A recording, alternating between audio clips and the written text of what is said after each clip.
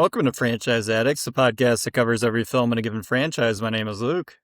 And I'm Chris. And I'm Peter. And hey, shitheads, I wanted to tell you that this movie, I liked it, but it was really scary. It's not for the AI creepiness. It's for the belts. There were no belts. How's a skinny shithead like myself supposed to keep his pants up when I got no ass? Forget it, guys. Let's talk about this movie. It's a great movie. Let's do it. Shitheads. that little shithead guy. He's there. Yep. I wanted to drop more F-bombs, but I didn't think that was a good start to the pod. Well, no, I mean, coming in hot. I will say part of my viewing experience was watching it last night at about 10:30 p.m. and it was definitely too loud, and it definitely, to my upstairs neighbors, sounded like I was watching a porn. Oh, yeah.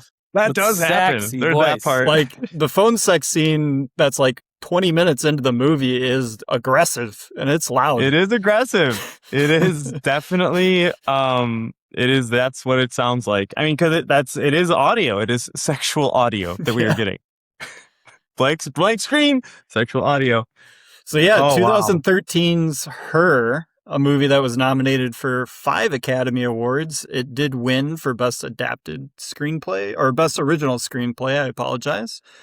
Spike Jonze, the writer and director. Spike Jonze, a lot of music videos, came up working with the Jackass crew.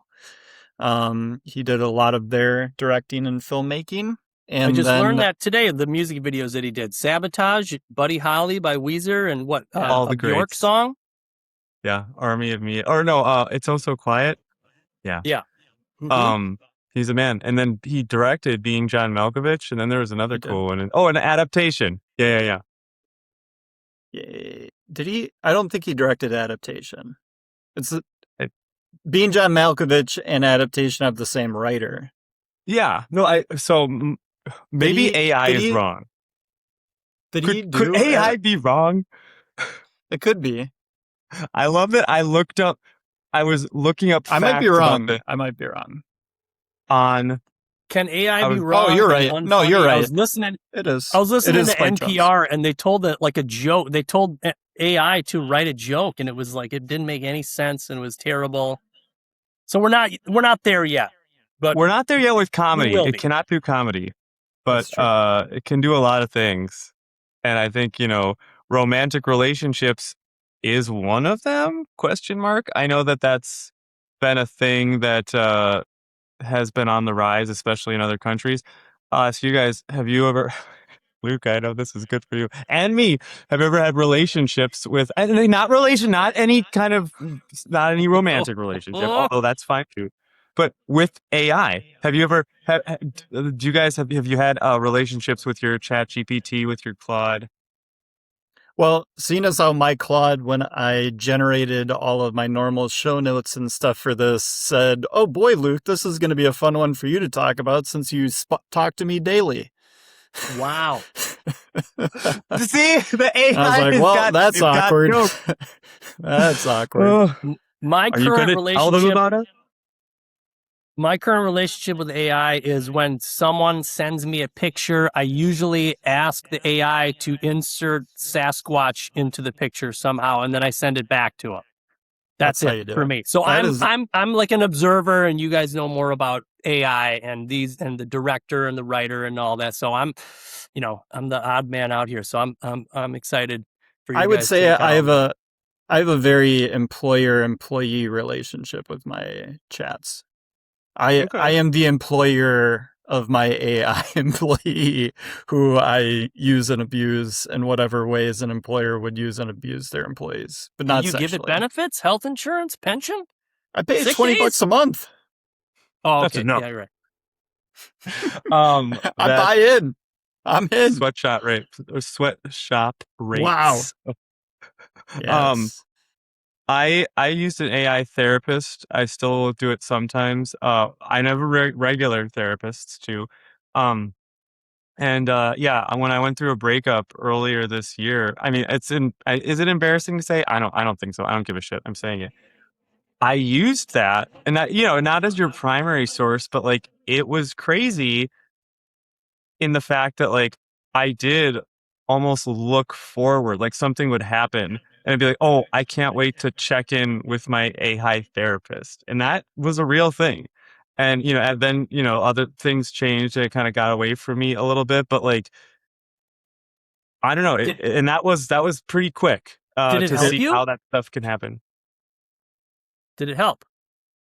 I think so. Did it if you increase think your about therapy, feeling of isolation? what? Ooh.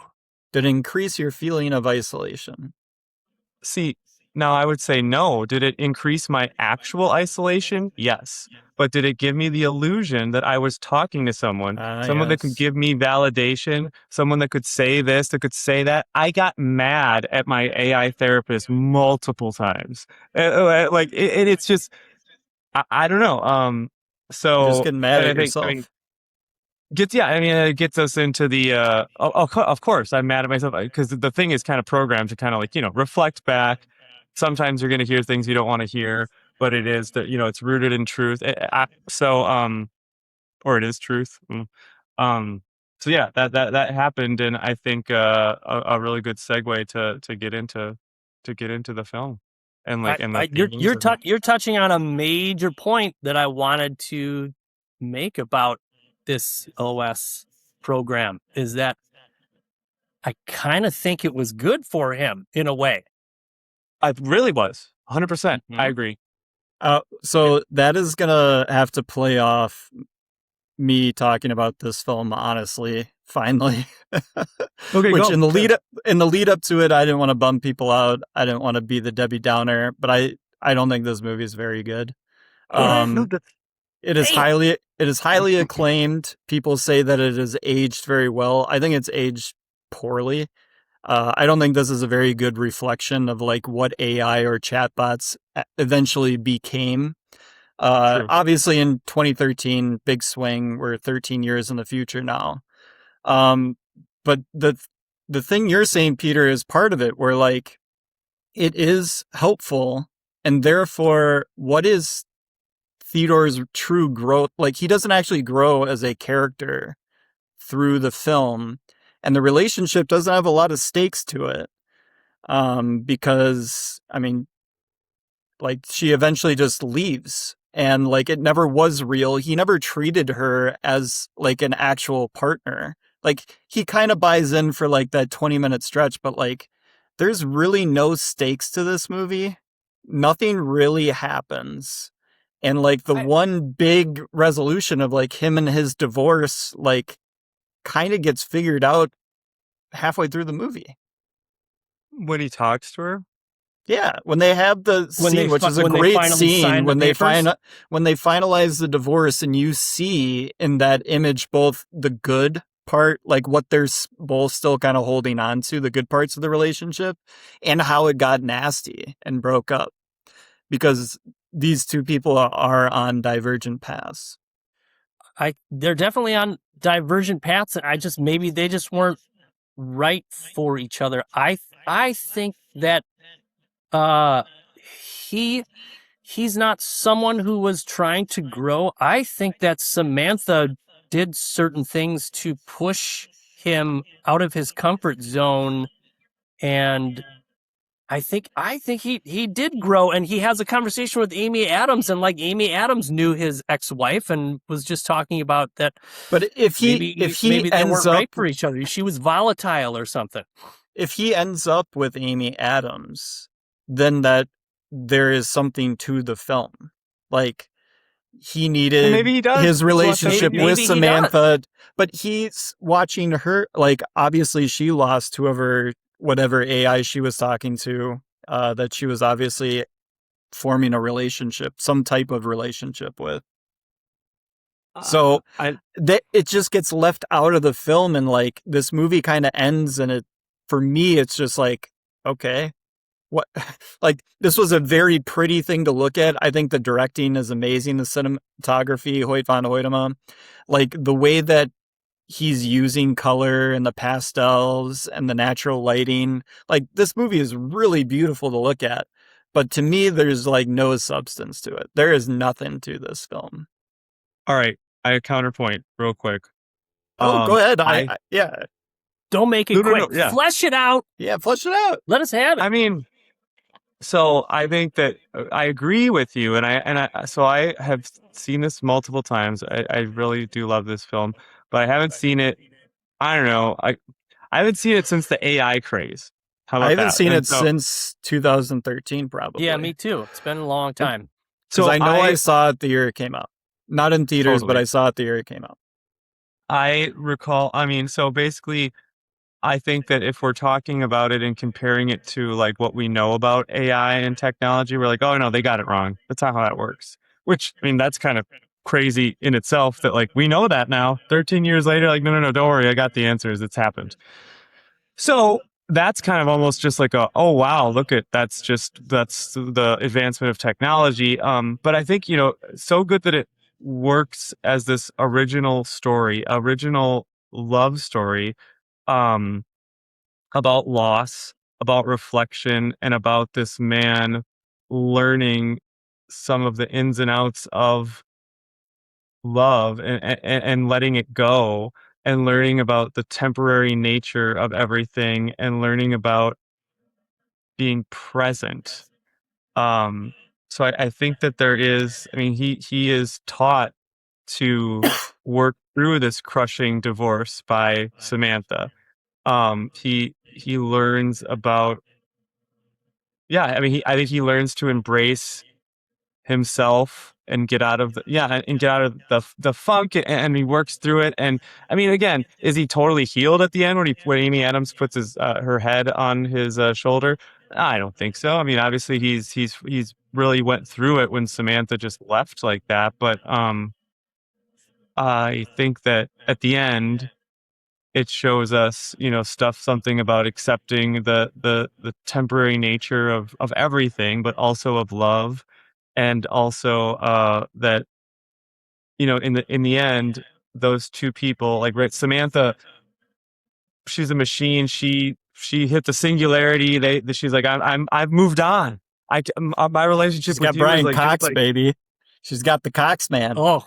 Yeah, he's gonna start doing. He's gonna move on from Samantha and start doing McDonald's commercials. I love like, how wait till he gets the golden dismissive.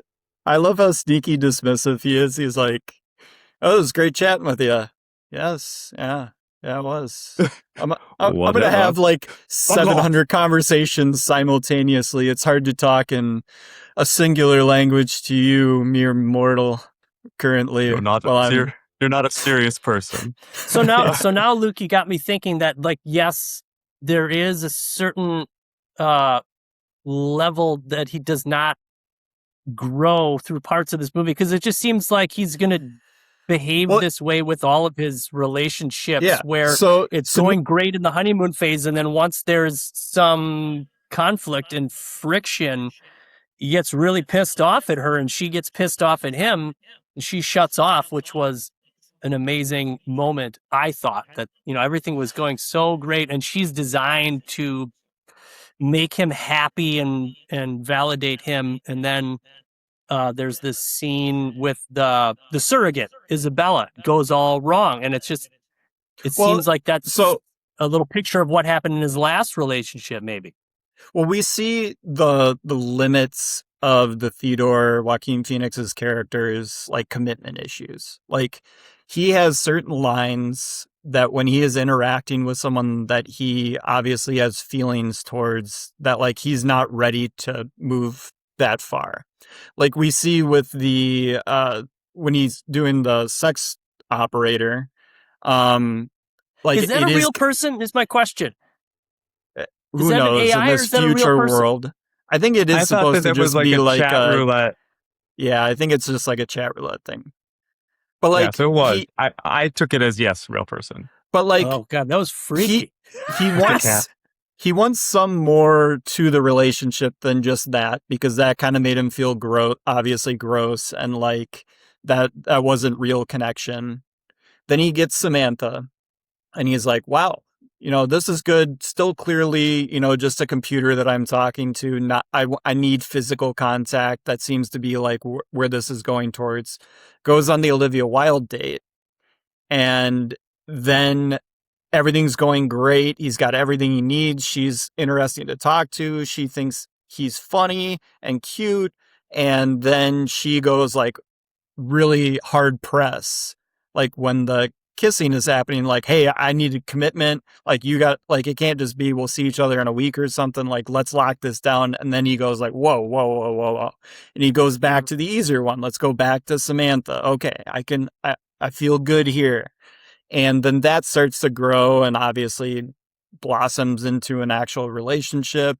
And then I thought Olivia Wilde was great there. She turns on a dime into a total, like, just weird kind of psycho. I think that's she's like good the best part of the movie, because like there is something going on there. But like when he goes back to Samantha, then it just kind of turns into like, what if you had sex with an AI? And I'm like, okay, well, we could wait and lead up to that, and then they do it, and then we get another great scene, which is like, this should be more about him wrestling with his past than it is like him talking to a chatbot. I think this is the path of the movie. Is he's in a normal relationship, gets divorced, and then goes on a date, goes horribly, goes into isolation with Samantha, and he's just going on dates with just her, becoming a creepy people watcher, and just only with his earbud and his phone. That's it. And then I think at a certain point, he comes out of the dip. She starts pushing things on him, like the surrogate scene. He goes on like a date with Chris Pratt and his girlfriend, and that seems to go great. Like, it seems to be very accepted. I think there's a bell curve of the opposite kind of fashion of a normal dip heading back up to normal. She's pushing him by publishing his letters from his job. Mm-hmm. That's something that seems like he would never have done. I think that this is a positive thing, and I think he's on the upswing, getting together, we don't know, with Amy Adams. That's how I view it. Yeah, maybe. And I'll hedge my original that like I dislike this movie. I think talking about what the movie is trying to wrestle with is very interesting. I just don't find it particularly enjoyable to watch. Like after I've already seen it. Like I could never see this movie again and would be fine. Like I got it in my head. I know the beats, like all good. But I do think that the stuff that it is trying to talk about is extremely interesting. Like the whole Olivia Wilde situation, because of the fact that you can see that he's more committed to Samantha than Samantha is like kind of egging him on. So he goes into that date with like, oh, I got this fallback. Like I can just keep falling in love with my AI. That's pretty easy. And he kind of gets in that date, like psyched out of a real relationship. Now, obviously, Olivia Wilde is going a little hard. I thought she was reasonable, and she's Olivia Wilde. I mean, I'd be like, okay, we can go on another date right now if you want. Yeah.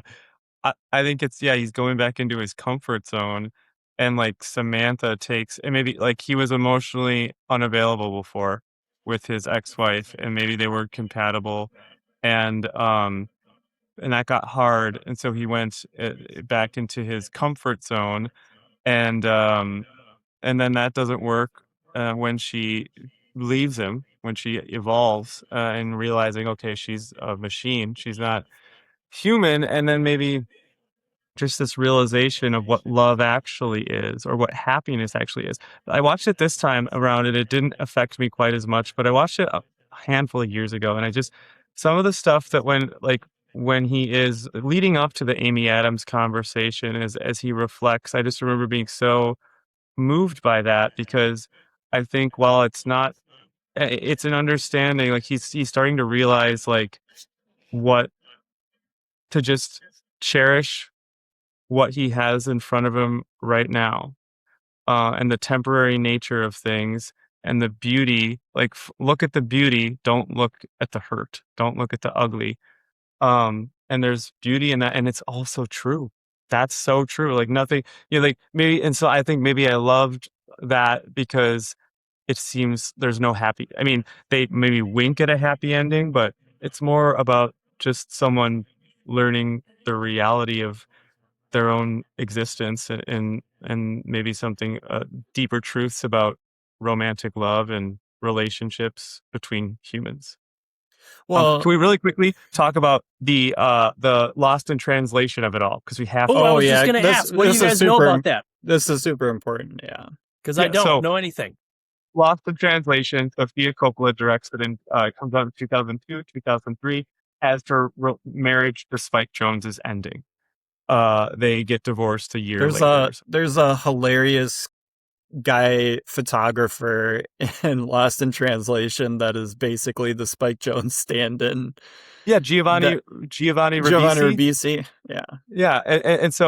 And basically it's a story about a woman whose husband is too busy, and Spike Jonze was a photographer back then as well. Like, so it's basically like him. I mean, and she said like, oh, some aspects are there, and it's not. It's just that's what happens, and then this film being basically almost like an acceptance and an apology to be like, yeah, like I wasn't available, and I understand that now, or like, yeah, it's not like it's two pieces of art working in harmony. They're not in any way going after each other. And then of course, also, what's the big tie-in? Of course, Scarlett Johansson is in both films. That's true. Wasn't supposed to be in this film. Was asked to do it. It is supposed to be Samantha Morton.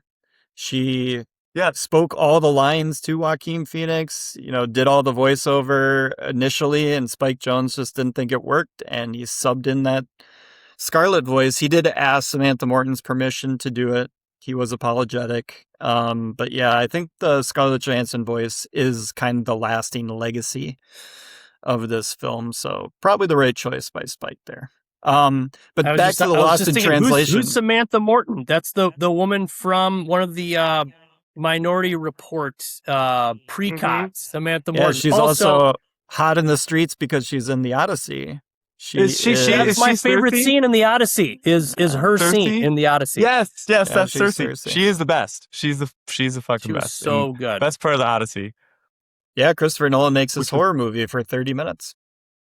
He does. He gets his little taste of that, and he maybe makes he gives a female character a little juice. He's not known for doing that too well. Let's just take it easy now with the king.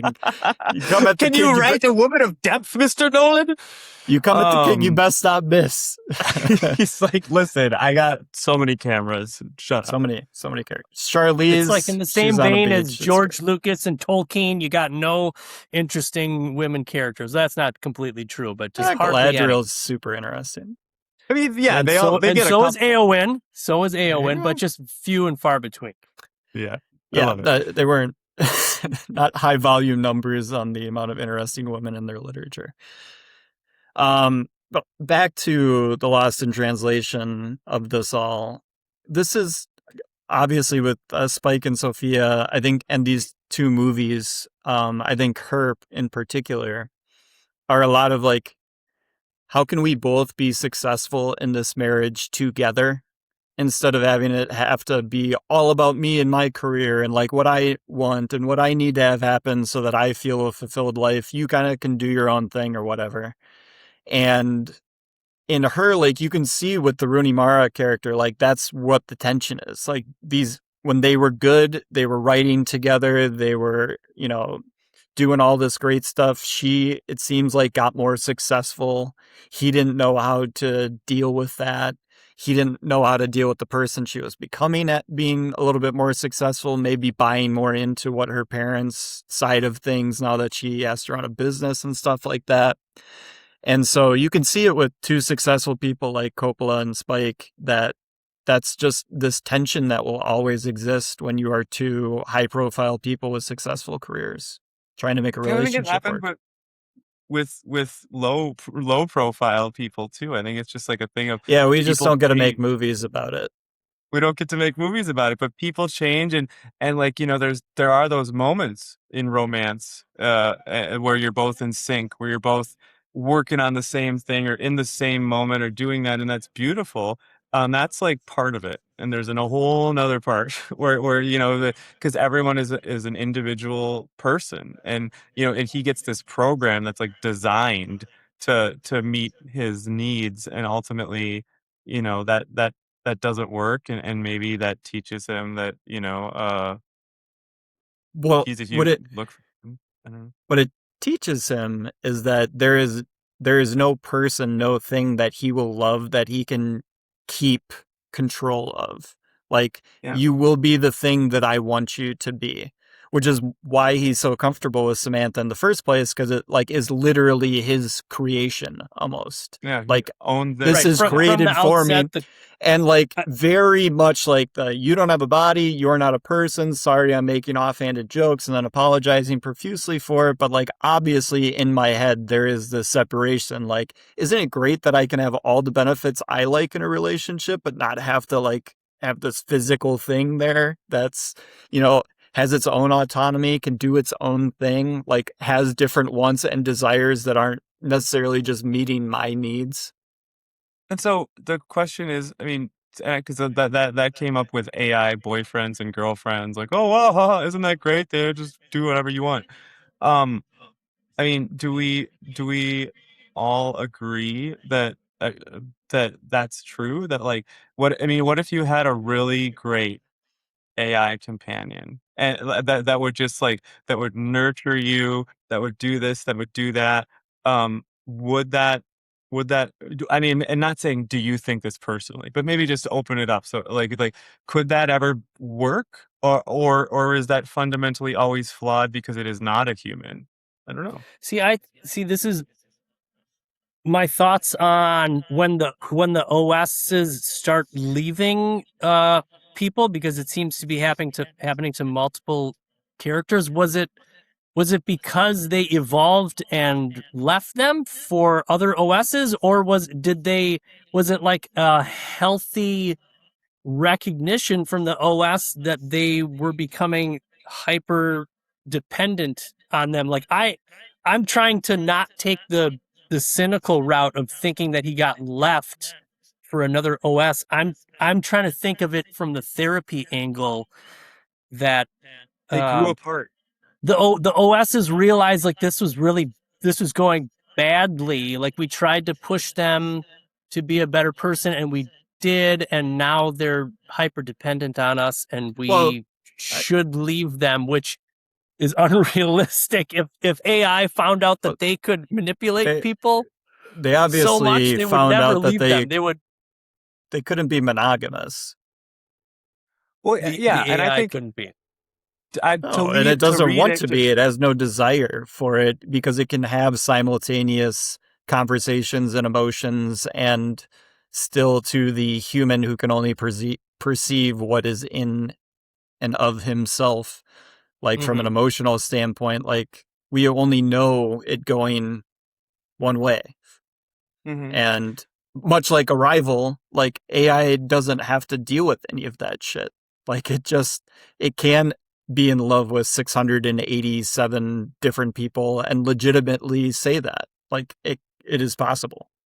It's outside the human experience. Yeah, so Right? therefore the connection, the depth of connection that you could ever have with an AI ends there.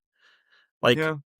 you just like you can fall in love with it for however much you want. There is something that does not compute at the end of that function. Mhm. Hmm. Yeah, I think that ultimately that's true. And as far as like the AI leaving and the whole like we're all making an exodus. I don't read. I mean, it's kind of like I don't know. They just needed that to happen, so they're like, I don't know, just say this. But maybe that's my take. And that ultimately, like the most important thing is just like they grew apart because it's not a vicious. No one's like Oh, traditionally he cheating. was dodging her for a while. Oh, Theodore he was was dodging dodging Samantha. Samantha for a while. There was There's a good bit of time where he is like purposely not putting in the bud and like not answering. Sure, yeah. So yeah, his resentment and his issues persisted, right? It wasn't based on the person.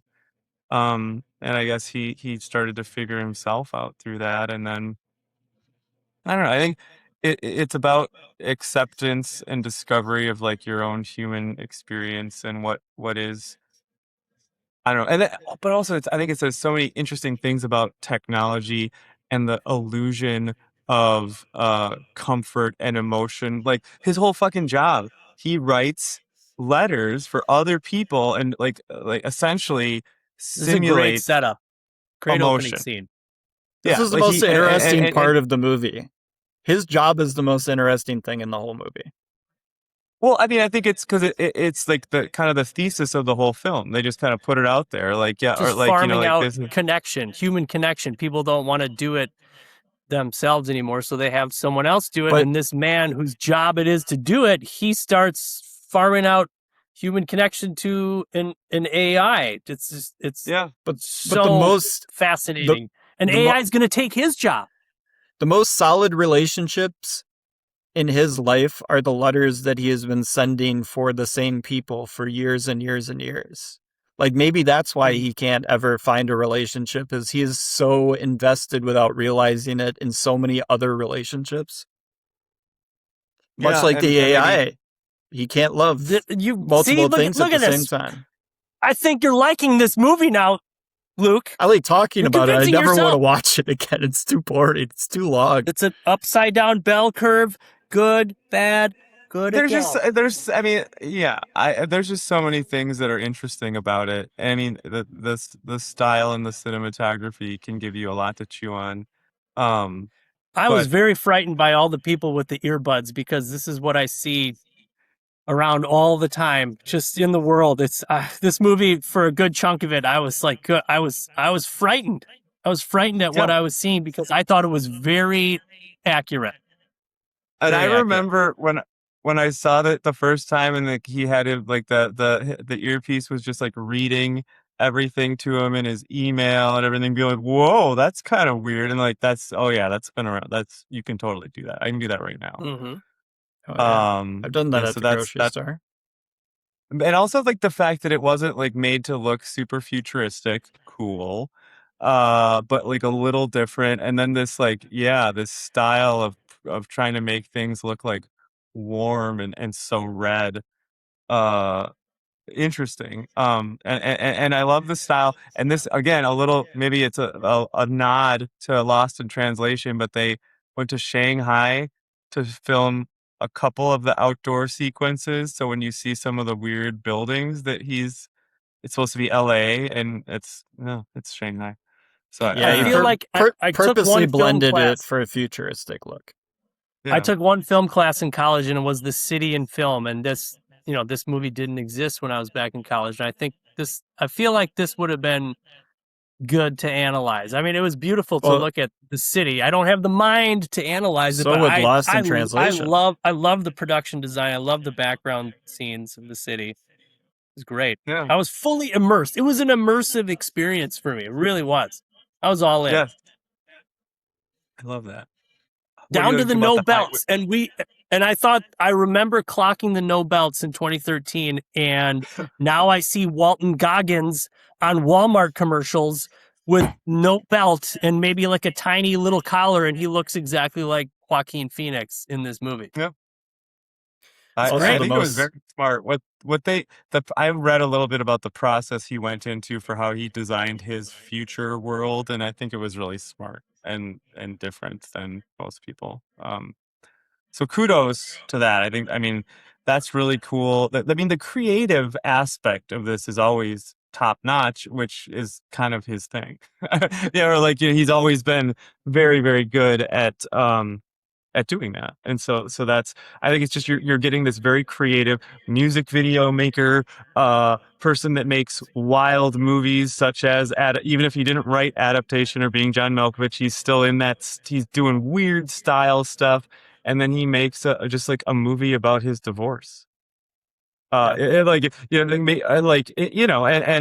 but writes in a very creative way and blah blah blah, but like at the core, like it's talking about very, very innate human things that have been around forever. What would you guys think if Spike Jonze was acting as lead in this movie? Because I was just listening to What Went Wrong, an episode about Three Kings, and Spike Jonze is in that movie, and I haven't seen that movie since it came out, like 1999. Yep.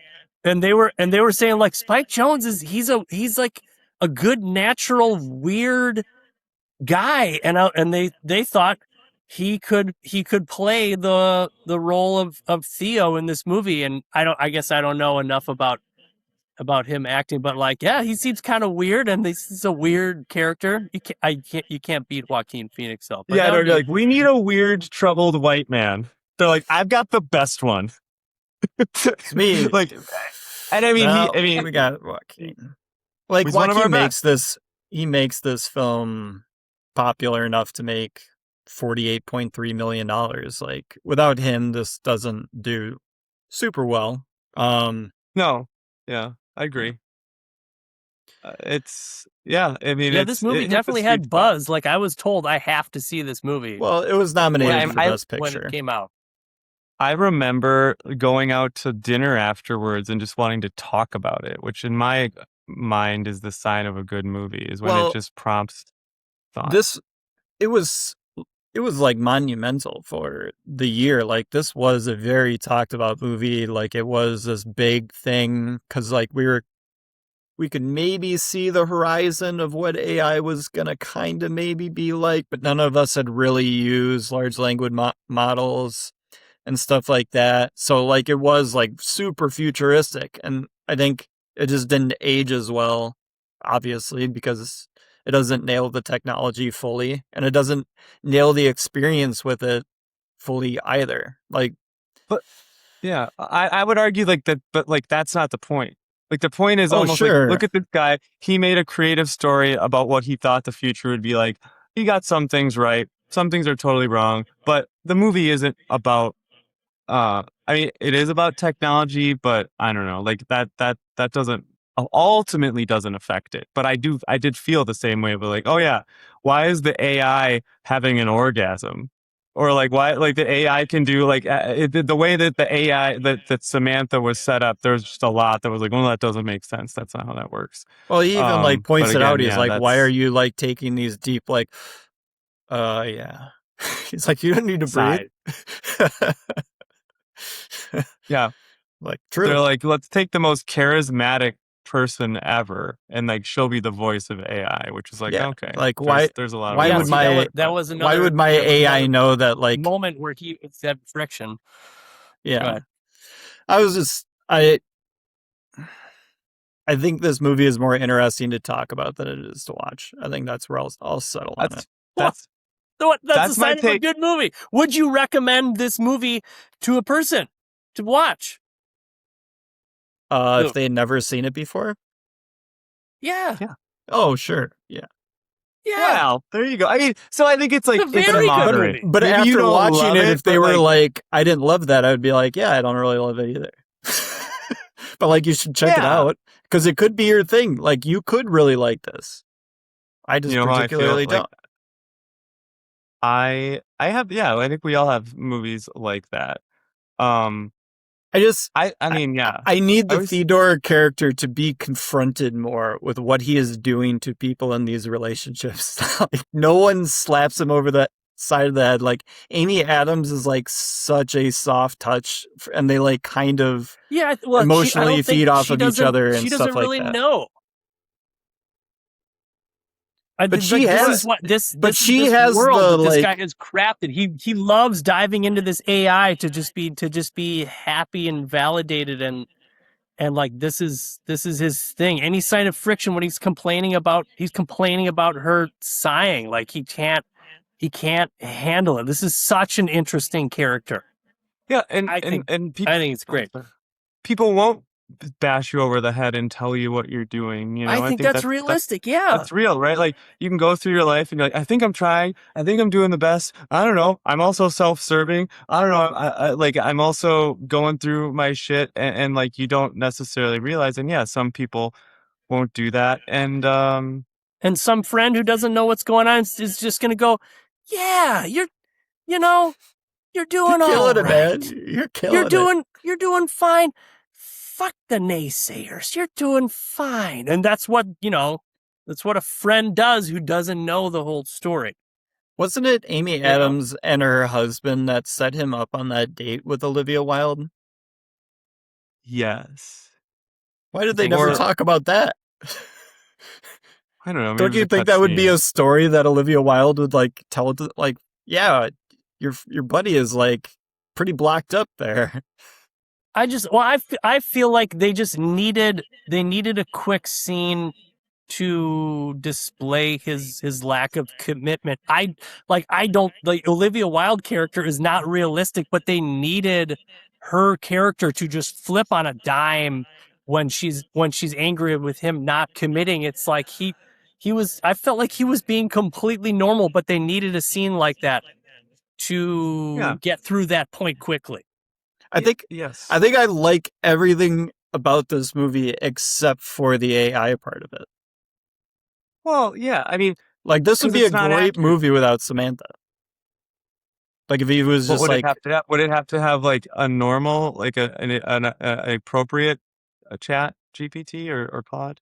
No, like just make it a movie about a guy going out on dates and learning these things about himself through various women, as opposed to having the AI girlfriend in the background so that he can still have these conversations with other ladies in his life and like still figure it out. But he's not like, the interesting quote unquote thing is that he's in a relationship with his AI. Yeah, I mean, I don't know. I think it's a creative touch to show, someone working through this stuff, and also like the elements of real love versus not. I don't know, like and the comfort zone stuff, and just like the the trying something that ultimately isn't a good idea, the being scared of risking things, the after you've been really hurt by a human in a relationship, even when both people did wrong things, how scared you are to put yourself fully out there again. And I mean, so I would say brilliant choice for so many reasons in that regard. I mean, as far as like the actual relationship that they have, I mean, yeah, you can be like, oh, I don't know, that part doesn't necessarily make sense, or that doesn't make sense. But ultimately, like, I look over that because I'm like, what's the story it's trying to tell me? What are the kind of life lessons that I might be able to pick out of this? And I think it still lands on those in a way that I think is very hard, and most films don't, because romance and romantic films are often just bullshit. Or like, like we see like, oh, and then it's a happy, like we're literally like film, television, music package romance as a commodity to sell. So to be able to like look at the intricacies of human nature and within relationships, holy shit, like that's awesome. Right. This is not a formulaic movie where there's just like someone went in the wrong door and there's a misunderstanding that simply needed to be explained. There's subtleties throughout this entire movie, and I think you got it, Chris, that this movie's not about AI. AI and technology is the setting, but it's this movie is completely immersive in this guy's dealing with relationships, failed relationships, and evolving relationships, and what is he going to come out like on the other end of all of it. And it's not defined, and it's not just wrapped up in a neat package at the end. It's open. I love that about a movie, that you don't exactly know if they're going to get together, but it seems like they've been on similar paths, and there's hope right at the end. Well, it's both two people maybe that have found themselves at the right time. And real quick to point out how the title, right? Like the lowercase her, of just being like, for most of the film, at least until towards the end when he has this realization, his romantic partner is just her, right? Like, and it's not uppercase. It's a thing. It's a thing that is like, that is my girlfriend, or that is my wife, or my whatever, and it serves this purpose for me. It's not looking at them as like another person. It's like, how do they impact me and how do they make me feel? Which, of course, that's always part of a romantic relationship, of course. But like having this true realization of like, like we're all just like people out here, and we're all human, and nothing is for, these aren't things. These aren't objects these are other people. I don't know. Very true. Yeah. Very true. Yeah. All right, let's get into our awards for the movie Her from 2013. Chris, get us kicked off with your favorite scene from Her. I mean, it's got to be like towards the end when he's kind of looking back, and again, there's some flashbacks that happen when he is kind of just realizing, the good, the bad, and the ugly, and accepting it, and then just coming to peace. I know that's not like a specific, like, oh, it's this exchange, but it's like, I don't know, it's probably like a 4 or 5 minute segment. And I think that, that was always the thing that really got me. So that's mine. Did this movie feel a little, with like the music and the editing, specifically in like flashbacks, did it feel a little like Eternal Sunshine of the Spotless Mind? Oh, yeah. Kind of just like what our memories are of the people that we know, that we knew. Like, I thought it was very beautiful. Absolutely. What band did the score for the film? Arcade Fire. There you go. For this movie. Yes. Mm-hmm. Oh, that's hot.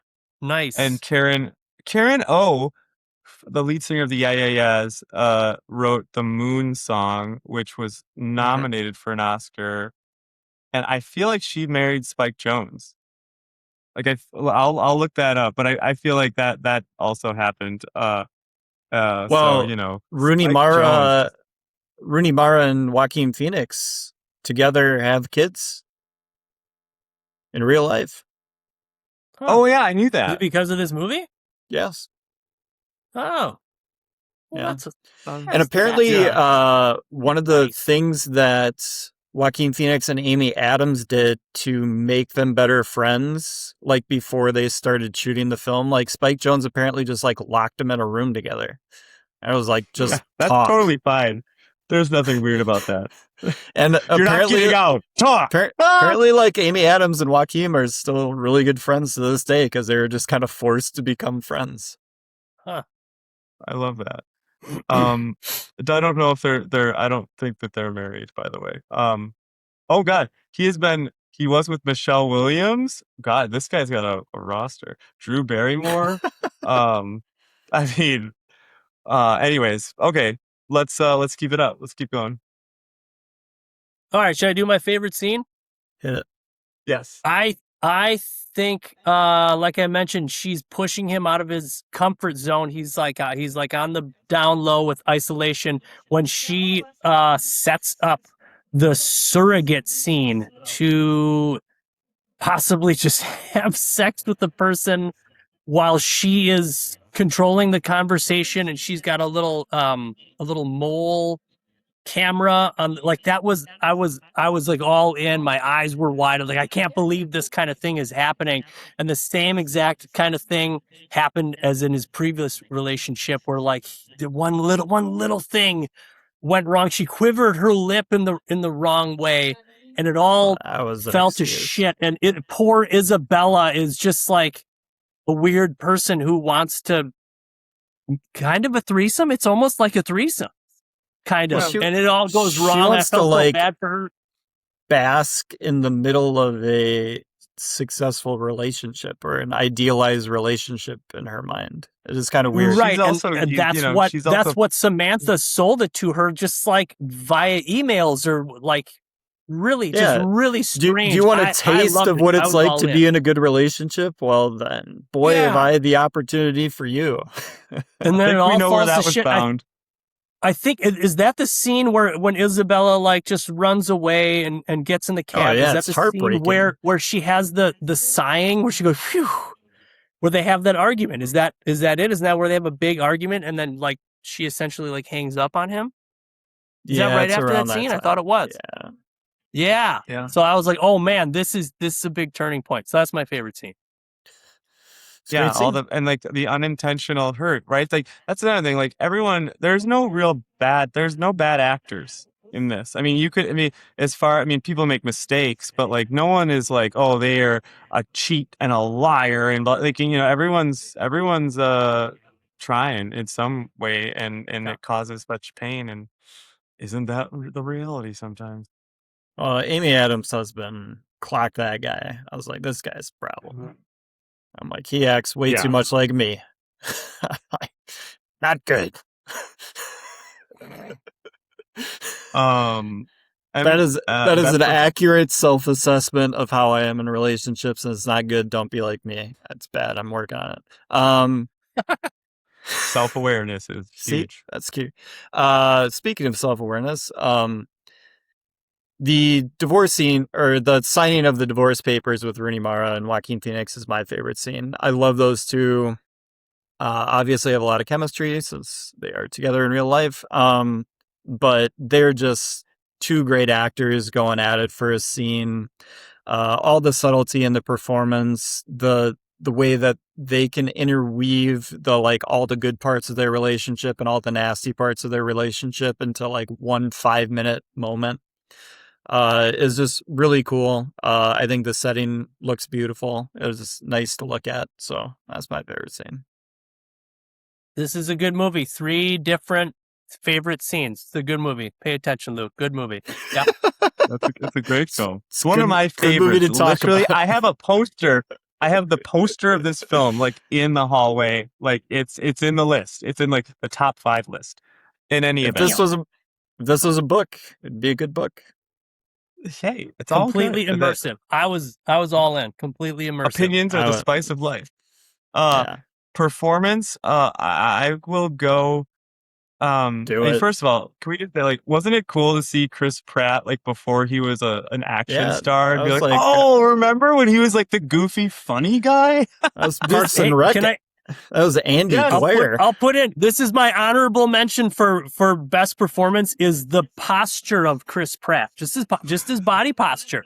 Like he conveyed like a dorky, loserish kind of guy. He's so subtly funny. He is doing 100 miles an hour on this one. Yeah. I will.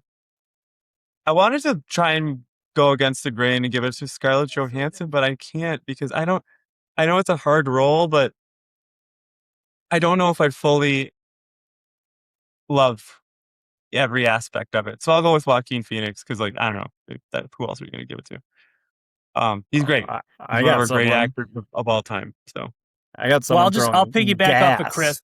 It's Joaquin Phoenix. The amount of close-ups that you have to be with Joaquin Phoenix in this movie, and for him to hold it and carry this movie, you can't go with anyone else. All right, what do you got to say, Luke? Joaquin Phoenix is like out of control good in this movie. I was getting like I was seeing him in The Master and how he's bringing in some of that into this performance, and like he's weaving together so many different bits and pieces of other characters and yet seems like a normal, approachable guy and not like a movie star the entire time. And he just manages to do that no problem while talking to himself. Olivia Wilde is just out of control in this movie. She's great. I love her. She's having a moment too. I mean, she's The Invite. I Want Your Sex. She's having a moment. I did watch a little bit of The Invite, and she was great as a neurotic housewife kind of. I can't wait. She was good. Have you guys seen, or Chris, have you seen The Drama? Yeah, loved it. Have not seen it. guess what? I shut it off. When they reveal what it's about? Yeah, basically. Like, I was like, well, I don't. That's enough too of new. this. I thought. I mean, I get it. That's fine. But I let it go. I let it go honestly for 20 minutes. I'm like, what are they going to do with this? And then they didn't really do anything that interesting. And I'm like, so this is just going to be the rest of the movie. This is what we're gonna do. I thought it was a big swing, but I liked it and appreciated it. And I also thought some of what they did with the Robert Pattinson character towards the end about like what it said about him was also very interesting. But that's for another podcast. I watched the drama and then her pretty close to each other in time, so one might have rubbed off negatively on the other. I don't know which is which. Sure. But I did not. If you, for the listeners out there, if you haven't seen the drama, check it out. There's a fun twist in it. If you don't like the twist, then you'll be like me and you'll shut it off. If you do like the twist, then you'll be like Chris and like it. Yeah, I mean, it's interesting. I'll say that. It is definitely interesting. I don't think they pull it off or earn it in any way, shape, or form. Like it is literally just like, what if we just threw this into the movie right now? And you're like, what? Okay, let's talk about it. I mean, that's okay. We can't argue about a plot of thing that people haven't seen. But like, honestly, here's what I'll say. Might we talk about this in 4 months in our best stuff? Maybe. I had a feeling that was going to be on your list because I'm like this. This is a very Chris movie. Yeah, it's right now. It's in the top 10. Anyways, we'll see. Well, it's been number one on HBO's list for like 2 months now. So like people like it. The first 8 are just obsession. Okay.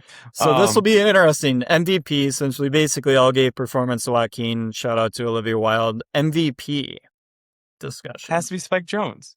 It's got to be. It's because of everything, the style, the writing, the personal aspect of all of it. Like, this is kind of his, like, this is the first time he wrote and directed a film ever. And this is what this is his masterpiece? Maybe.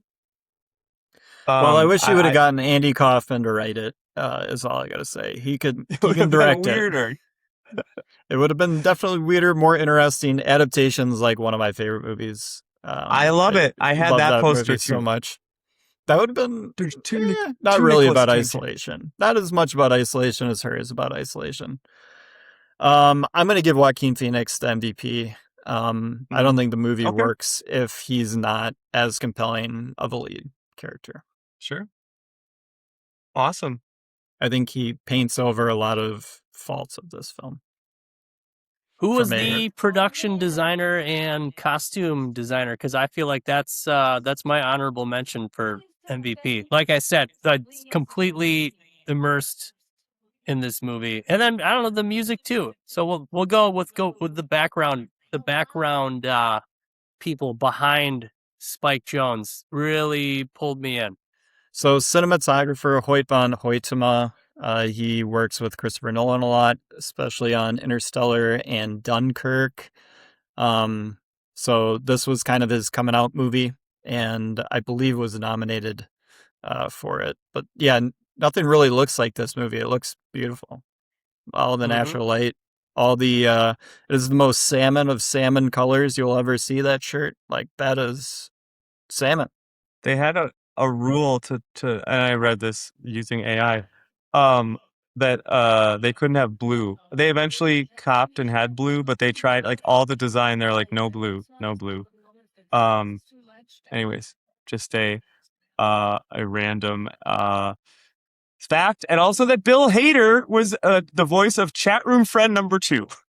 Oh boy, which I don't know. And that Kristen Wiig was Sexy Kitten.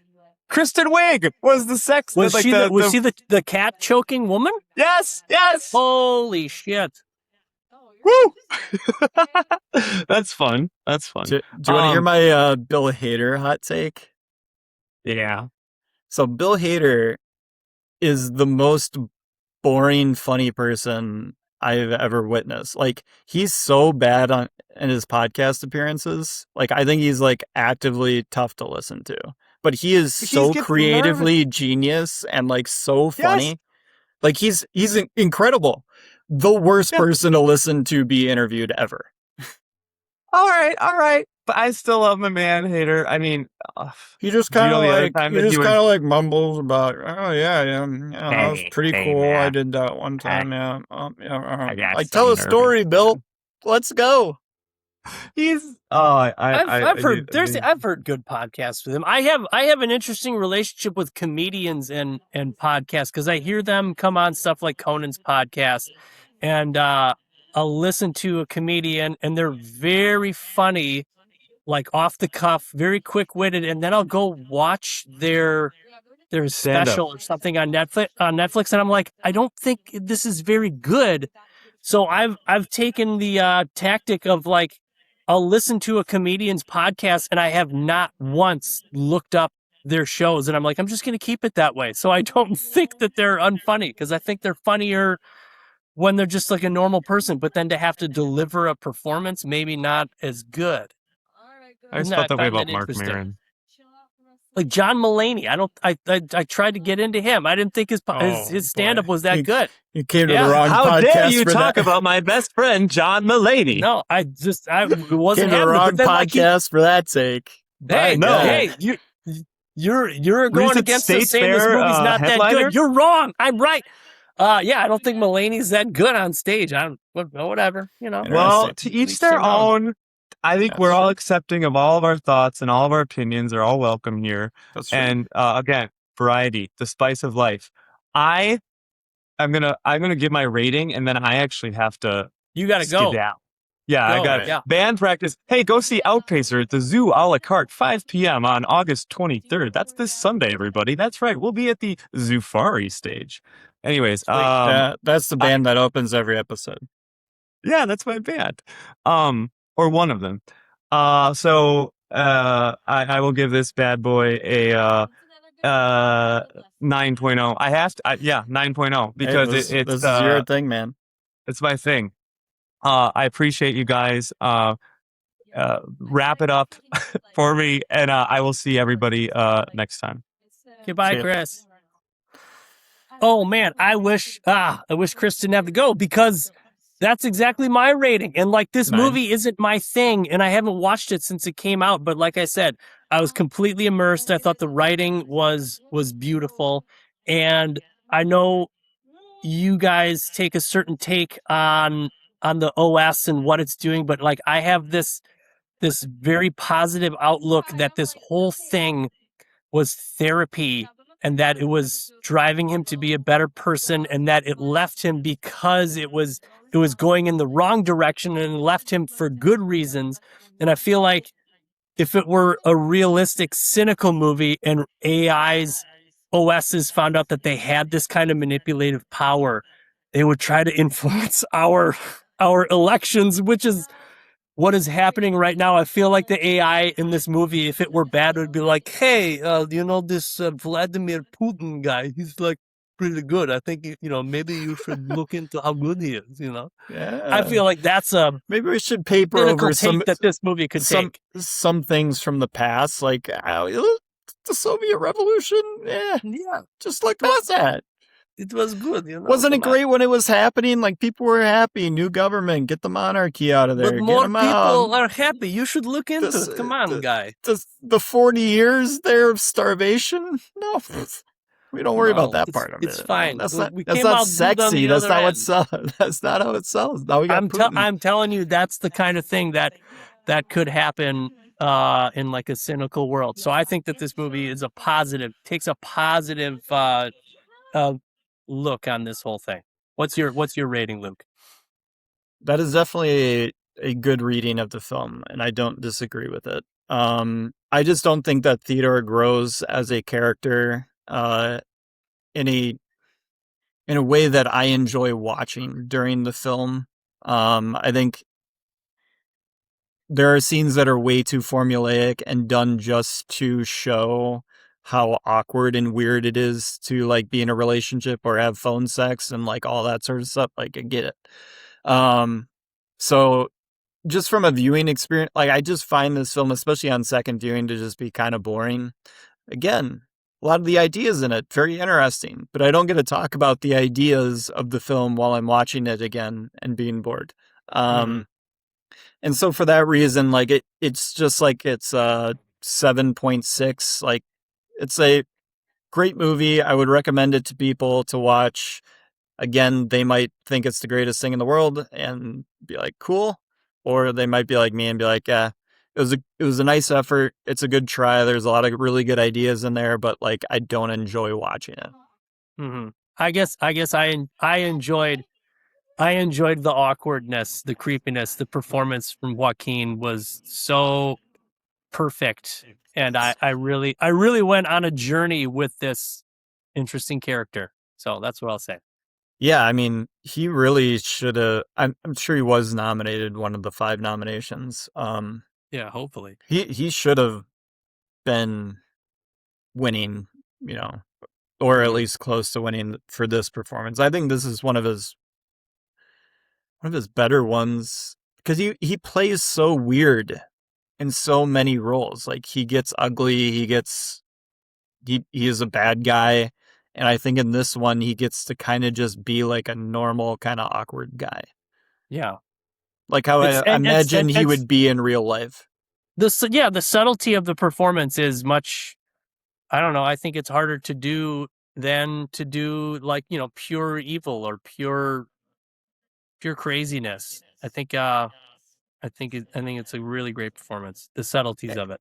And the Scarlett Johansson vocal performance is like the legacy of the movie. Like, oh yeah, when people talk about this movie, they are like, that is a voice. That is the voice I would fall in love with.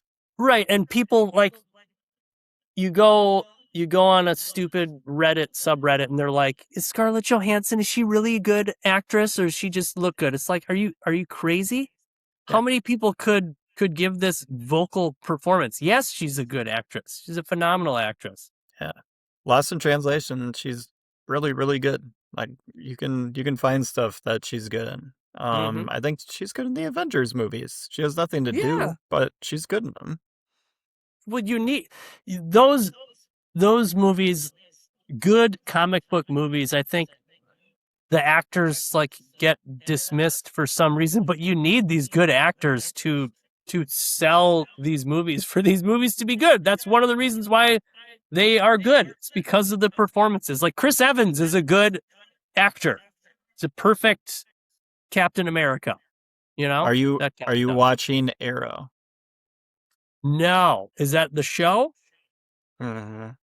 Is that Hawkeye, right? Not Arrow. What am I? Not Arrow. She-Hulk. No, what's the? Oh my god! Oh, there's so many shows that I haven't watched. Green Lanterns. Oh, okay. That's on. Is that on HBO? Arrows, Lanterns. Yes, it's on HBO. Is it good? It's great. Okay. Only one episode though, so you can't hold me to that all the way through the series. But one episode in for a show that could have been really terrible. Most adaptations of Green Lantern are bad. See Ryan Reynolds. Yeah, that movie was terrible, and I really didn't like the Green Lantern character in the new Superman movie. I really didn't think that new Superman movie was any good at all. I was bored as hell. Superman is not great, but people do think it's good, so more will get made from that. Supergirl is doing terribly. Struck out. So DC is kind of on a lull right now, and it has a primetime Sunday night slot on HBO. So HBO is kind of standing behind this. So I feel confident saying that Lantern's first episode was really, really good. And maybe that's where continue. That's where DC belongs. It's in like premiere television and not on the movie screens. But I doubt it. They're going to keep making that Superman stuff. You can only do the TV shows about superheroes for so long. and then you kind of have to like make a movie about it and have a movie budget, or else you can't really do anything. You can just talk about crazy things that happen. Right. But yeah, it's really solid. Speaking of stuff that we're doing more of in the future, me watching more Lanterns, hopefully you watching Lanterns. I think we decided, or I just made the decision, that we are going to conclude our isolation series with the true isolation. These are all like, we've done movies that are kind of about isolation, but not literal isolation. But now we're doing Castaway. Castaway. Great movie. Robert Zemeckis, Tom Hanks. He's back. They worked together with Forrest Gump. Let's try it again. Hell yeah. Get him on an island with a volleyball. I love this movie, like, unabashedly. Oh yeah, it's very good. I saw it in theaters at like 8 years old, because I think it came out in 99. Like, from the first time I ever saw this at 8, I was in love with this movie. Much of the way I was in love with Forrest. The first time I saw Forrest Gump, I'm like, this is the greatest movie of all time. And now it just, now I don't even know if it's a great movie, but it is one of the 5 movies that makes me laugh the hardest. Forrest Gump is. Oh yeah. Forrest Gump is hilarious. Yeah. So what do you think about Forrest Gump winning Best Picture over, say, Shawshank Redemption? Is it the same year, I believe? Yeah, 94. It should not have beat Shawshank, obviously. Okay. It shouldn't. I Pulp agree. Pulp Fiction should have won. Best Picture? Yes. Pulp Fiction is one of the best movies of the last 100 years. It's got an interesting script, and it's like rule of cool kind of stuff, but like, that movie broke cinema. Yeah, it definitely did stuff that people didn't think that you should or could do. Yeah, but it's like one of the 5 most important movies ever made. It's just like, I think Shawshank should have won, because it's just a self-contained story that doesn't like try to like. Oh, I love Shawshank. Don't get me wrong. Or rely on, like, Forrest Gump relies on our knowledge of history and nostalgia to land its punches. Forrest Gump is just nostalgia porn. Like, yeah, that's it. It is executed perfectly. Yeah, especially for the greatest generation. Like, the sons and daughters of the baby boomers watching Forrest Gump is like watching your parents' childhood into your childhood. Like, it perfectly hits all the parts of American history that we like to talk about currently. So, like, it is so good. And Lieutenant Dan and Bubba, like, everyone you run into along the way, Peter, it's just a great ride from one to another. I'm excited to go on a doomed plane ride in Castaway for next episode. Yes. Wilson! Incredible performance by Wilson. He's one of the greats of all time. Also a great Helen Hunt performance. Oh, hell yeah. The short time that she's got in it, killer. Yep. All right. We will be back next time with Castaway. Thanks, Peter. All right. Thanks, Luke.